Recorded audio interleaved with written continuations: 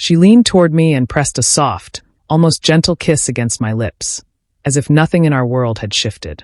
I held her eyes a moment longer than I normally would, feeling the heaviness of what I was about to say settle in my chest. My name is Daniel. For 5 years, I trusted Sarah without hesitation. She was my wife, my confidant, my partner, the person I built every plan, dream, and secret with. That trust felt unbreakable. At least, that's what I convinced myself to believe. But then came the small changes, the quiet excuses, the late nights, the moments that didn't add up, and finally the evidence I never wanted to discover. It started subtly. Her phone was always face down.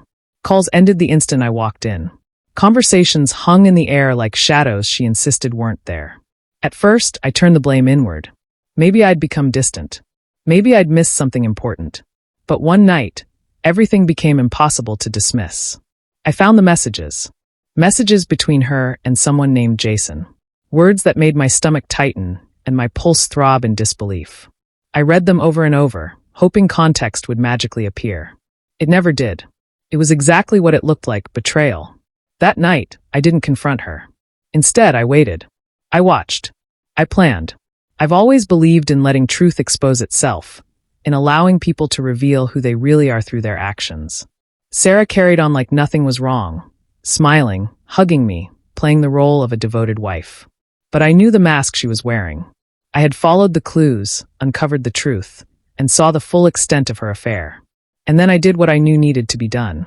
I made sure Jason answered for every step he took into my life, for every lie he helped create. I won't go into the details. What matters is that justice was served clearly and without confusion.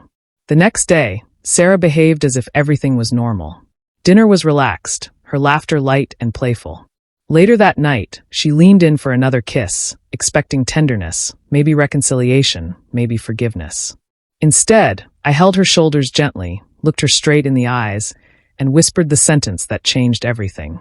I know about your lover, and I've already made him pay. Her eyes shot wide open, shock, fear, denial, flashing across her face in an instant. I stayed calm, letting the silence linger, letting her absorb the weight of what I had just revealed. In that moment, she finally understood she had misjudged me. The woman who once whispered my name in intimacy now faced the man who had seen every secret she hid, and acted in a way she never predicted. Her lips quivered, her breath hitched, and for the first time in years, she felt powerless. And I felt that strange combination of sorrow and justice that only betrayal can create. After those words left my mouth, Sarah froze completely, her hands suspended midair as if her body forgot how to move. I didn't push. I didn't raise my voice. I didn't ask why. I simply held her gaze and let the truth settle between us like a weight neither of us could escape. My mind drifted through the past months. Every sign I dismissed, every inconsistency I excused. It had all seemed harmless at first. Late meetings. Girls' nights. A tension in her voice whenever I asked simple questions. I trusted her because love teaches you to trust the person standing in front of you.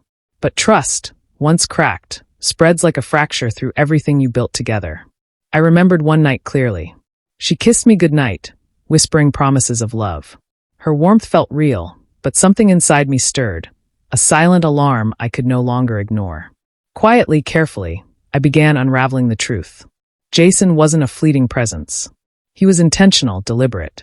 And Sarah's involvement was unmistakable. Through her messages, her small lies, her attempts to hide things, she revealed more than she intended. Now, standing in the living room watching her struggle to speak, I realized everything had shifted. I wasn't fueled by anger anymore. I was calm, steady, in control. My silence, my patience, my observations had created a pressure she could not escape. Do you understand what I'm saying? I asked softly, my voice firm but even. She nodded without lifting her eyes, a quiet confession that the game was over. I didn't need excuses. I didn't need explanations. The truth was already complete. She had crossed the line, and the man who loved her without limits had seen everything. And justice had already found Jason. The room felt thick with silence, a truth so heavy it pressed on both of us. And yet, I felt no satisfaction in rage or revenge. My peace came from clarity, from knowing that sometimes the strongest response isn't confrontation but patience. Watching, waiting, letting reality surface. That night changed everything. Sarah would never look at me the same again. And for the first time in months, I felt something unfamiliar but welcome. Control. Over myself. Over my choices. Over the lies that once tried to consume me. In the days that followed, the tension in the house was unmistakable. Sarah walked softly, every gesture tentative, every glance careful. The confidence she once carried had collapsed under the weight of truth. I kept my routine unchanged, steady, composed, letting her fully grasp how the balance between us had shifted. No shouting, no dramatic scenes, just the quiet authority of someone who sees everything clearly. One evening, she tried to speak, her voice shaking. "Daniel, I can explain." I shook my head, letting the silence swallow her words. There was nothing left to explain. The texts, the excuses, the deception, they spoke louder than anything she could say. Her hands trembled.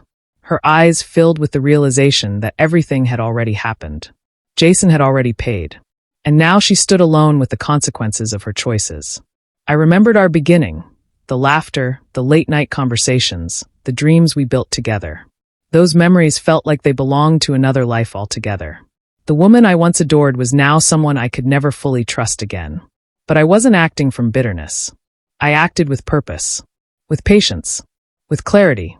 That night, she leaned in again, testing my boundaries. I held her gently and whispered in a calm, steady voice. "I know everything, and it's already been dealt with." Tears filled her eyes, fear, regret, realization all at once. She finally understood that every action has a price, and that lies, no matter how carefully hidden, always find their way into the light. I didn't boast. I didn't demand apologies. I simply let her see the resolve of a man hurt, but not destroyed.